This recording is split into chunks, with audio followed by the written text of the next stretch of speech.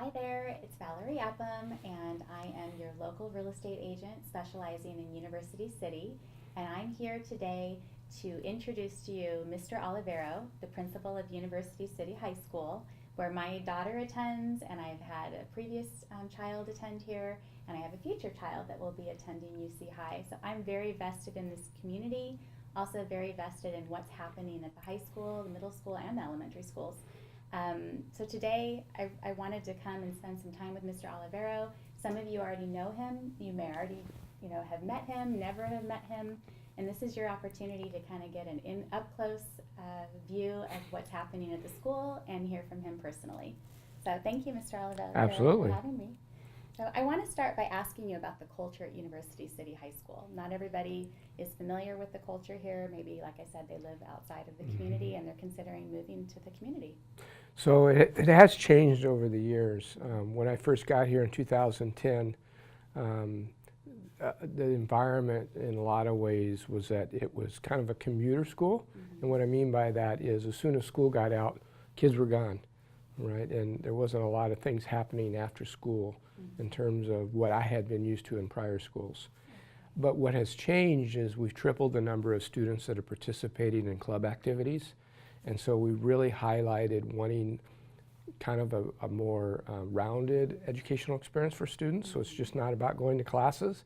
It's about extracurricular opportunities and activities and clubs that makes it a more rich and well-rounded educational experience for students. So after school now, when the bell rings, you don't see the flock. You do see students leaving, but you'll see a great deal of students still on campus, dancing around campus or participating in some type of extracurricular activity on campus. We recently had a WAS study, and they visited, and one of the things they highlighted was the fact that it really appeared that students like their teachers, and teachers like their kids, and of course parents like the teachers because their kids like them. Absolutely. So that's encouraging. I know there's some really excellent teachers here, and my daughter's very pleased with her teachers as well, so that's good. How long have you been then the principal here? So I've been principal since 2010-11. And so that culture has changed in that short period of time? Well, the spirit and all that changed because we introduced a lot of new ideas on campus that have now become part of campus. We do a drumline, a pep rally around campus in the fall that really represents the kickoff of each season. So, all the captains of the team sports go around behind the drum line with the cheerleaders as well as any other competing group, whether it's a academic decathlon league or whatever it is that they're competing on some level. We encourage that on campus. That's great. That's great. What I know there's been a lot of changes with regards to half days, and now the students come instead of getting out early on Wednesday, they're now starting late. But I know that there's something called 2020 Vision, where the hours for students are going to change in 2020, in fall of 2020. Can you tell me a little bit about that? Yeah, so what's happening, and that people may be aware of the science that's coming out, is the need of sleep for particularly teenagers and the impact a lack of sleep has on our young people. And so around that, the Board of Education has decided in 2020 it's going to start all high schools in our school district at least 8:30 or beyond. So all of San Diego's Unified School District? Correct. Is that, what about like San Diego? So those are different school districts, so they will make whatever decisions they're going to make in terms of start time. Again, it's called the Healthy Start Initiative. Some people want to call it the late start, but it's the healthy start to allow students to have more sleep.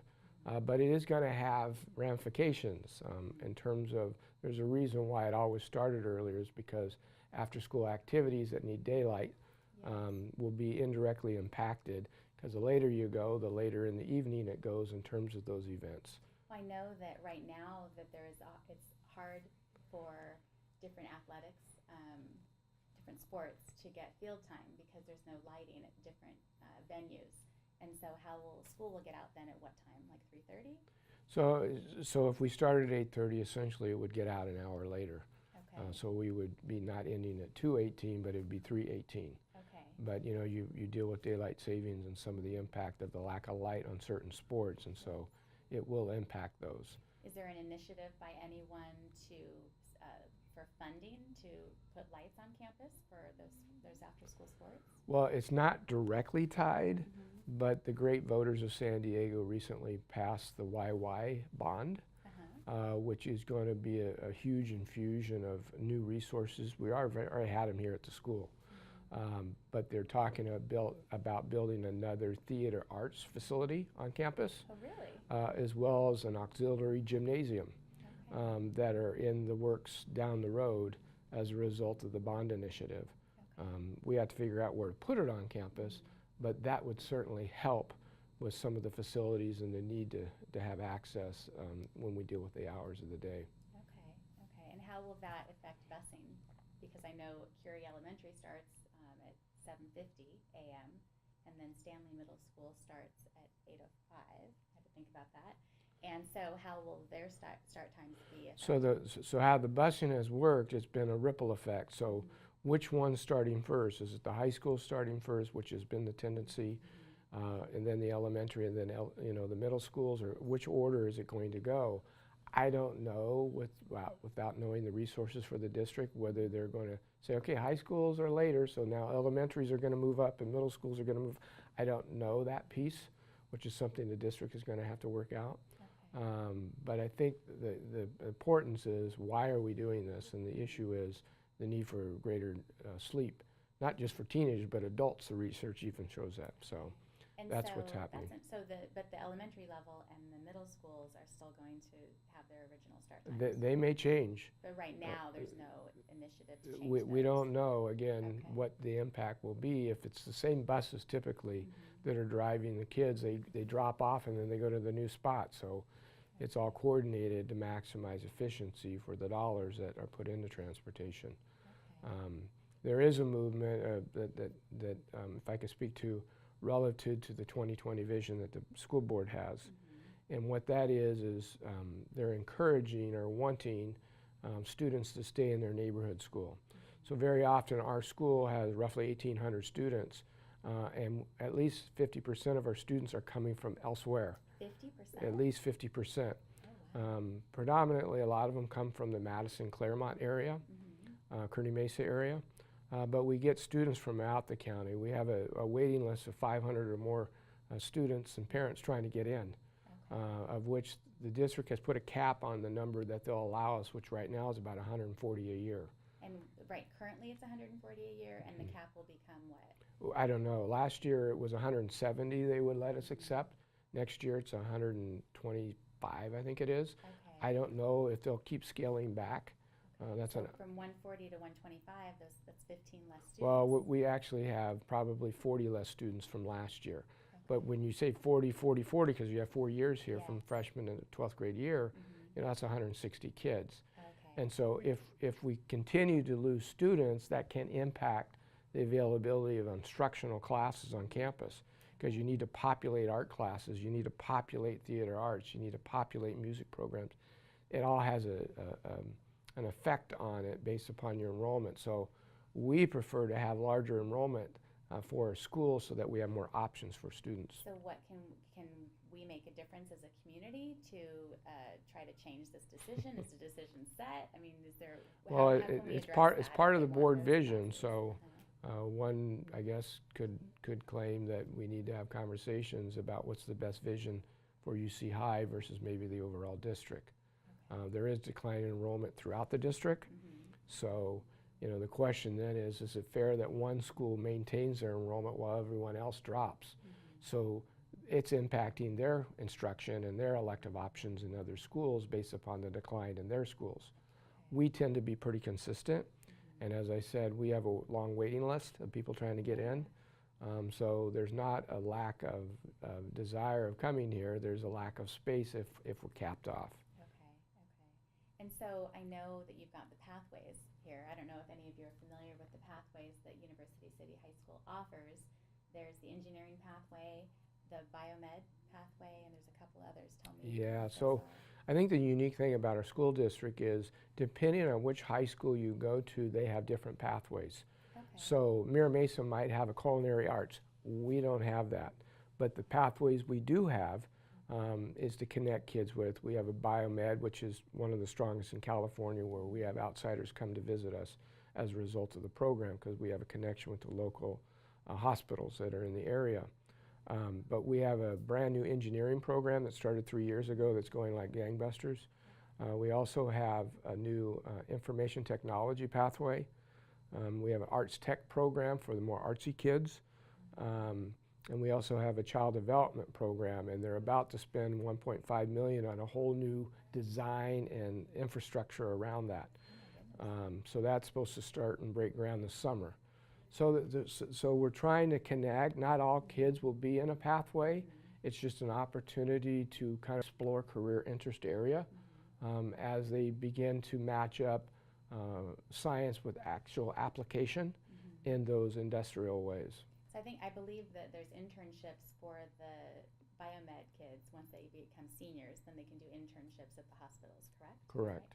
Right? And so for the engineer students, are there any opportunities for them? So we're just finally getting students after the third year that are seniors. So soon that's exactly what we want to be developing is outside experiences where they can apply those. Some of it, okay, so some of them are already doing it. We have 2 robotics teams on campus, so we're looking to expand that, but also interconnect the pathways with one another. So for instance, in the biomed, they're looking to create health new discoveries that can help aid and assist students, are actually people. In one case, I remember they were talking about developing an oven system that would have a timer on it for elderly people. And the idea was is elderly people can leave the oven on and it can ignite and burn down a place. So the students were trying to craft a way that they could design a heater or oven system that would be on a timer. So that would be used for elderly people to allow it to go off. Well, then you need to go across the campus to the engineer folks who are the ones actually building these things. So there's a lot of opportunity for the intermixing of curricular areas and the thinking. Like and I specialize in working with older adults as well, so I'm really glad to hear that the students, our youth, is being proactive in our future for what our parents' needs are and what their future will be. It's relevant, that's for sure. Yeah, no, that's exciting. Is there anything that you want to share with me about University City that I haven't asked you about, University City High School? Yeah, I think probably what's best, it's a really kind of a close community. We're unique in that we have 4 cluster schools that feed into the UC school system. We're very tight, and there's an outside group called Educate that does a lot of fundraising on behalf of all 5 schools in the UC community, which is not true in other communities. So. Educate is amazing. Yeah, it's so many programs. They're the after-school program for tutoring. Yeah, for Math Academy, right? So they're very. It's well structured in terms of parental commitment to see the relevance not just for their individual school but a K-12 experience. So I'd say that's probably the real strength of the UC community around that, at least educationally. And they have an event, Taste of the Triangle. Educate is hosting that on May 3rd. So you let me know if you have any questions about that. I can get you hooked up. Or Educate has a website as well where you can sign up for that. Then also, I know the PTSA is very involved at the UC High School, more so than other schools. And then we've also got the Centurion Foundation. So I'm on the Centurion Foundation board, and they're making a really big impact at the school. And is there anything you want to say about either organization? No, I think one of the really strengths of the school is parent participation, whether that be in booster clubs or PTSA or Centurion Foundation. And what you'll find is, as a school, we could not do it without our outreach of our community. We even have seniors that are in the local community, because we tend to have a lot of seniors in our local area that are actually working on campus. They volunteer to come on and be in our eyes and ears around, and they wear these powder blue polo shirts, right? And the kids adore them because they're trying to help us just to make sure the school's safe and everyone's where they need to be. But it's a true community because we have so many people that are on campus continually that are working with the school. Yeah, I'm really thrilled that my children have gone here, go here, and will go here, right? I've got that long-term commitment here, and I'm very impressed with what you've done at the school. We're going to be sad to see you go. So Mr. Olivero is retiring in 2021, and so we've only got a couple of years with you left. What are you doing to prepare the school for your departure? So one of the things I said when I came on board, because I believe this philosophically as a principal and as a leader of a school, is your job is to not exist. And so what that means is if you... As a parent? No, as a principal. As a principal, right? okay. So if you've built the structures, right, to allow people to have voice and agency and be able to make decisions, right, then you can step away and the program continues. So the idea is that it doesn't fall apart, but yet you can step on out and the next person step in, and the whole continuity is there because it's already built into the system. So that's what I've tried to do, is develop structures, whether it be school site council, school site governance, resource support systems, that really isn't dependent on my leadership. It already exists within. So that's what I've tried to do. So whoever comes on board is just flowing into what people are already, taking command and ownership of. You've done a great job. What are your plans for retirement in closing? That's a good question. That's a good question. Will we see you around? I will be around. I think that's the idea is, I once coached, so there's a little bit of me that's thinking about going back into coaching in some capacity or another. So. What's your sport? Well, at that time I was a football coach and baseball coach, so I know a little bit. I know less about baseball, but I knew some. Well, probably my son claims I'm too archaic. I don't know nothing about football anymore. But that's the sport I was a head football coach in. Oh, excellent. Well, if you go to one of the games, whether it's field hockey or basketball or football, you'll be sure to see Mr. Olivero, at least while he's still on campus. So look for him, say hello, and thank you so much for joining us today. And I look forward to seeing you next month when we highlight UC Yogurt and what the owners, Lisa and Jason, are doing in our community. Thank you so much. Thank you. Thank you.